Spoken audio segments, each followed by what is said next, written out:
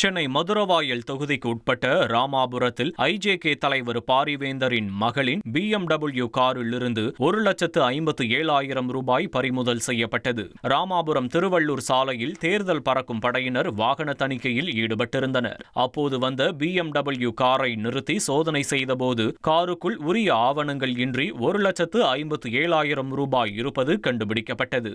விசாரணையில் அந்த car IJK தலைவர் பாரிவேந்தரின் மகள் கீதாவுக்கு சொந்தமான எனவும் அதை வலசரவாக்கத்தைச் சேர்ந்த சவரிமுத்து ஓட்டி வந்ததும் தெரியவந்தது. பொருட்கள் வாங்குவதற்காக பணம் எடுத்து சென்றதாக கூறப்பட்ட நிலையில் உரிய ஆவணங்கள் இல்லாததால் அந்த பணத்தை அதிகாரிகள் பறிமுதல் செய்து அரசு கருவூலத்தில் ஒப்படைத்தனர். 1,27,00,000 மனங்களை வென்ற தந்தி டிவி யூடியூப் சேனல். தவிர்க்க முடியாத தம்ப்நெயில்ஸ், கலக்கலான கான்டென்ட்ஸ். நீங்களும் இந்த குடும்பத்தில் இணைய இப்பவே சப்ஸ்கிரைப் பண்ணுங்க.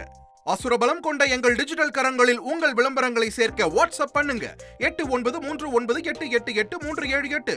Email advttv@dttv.in.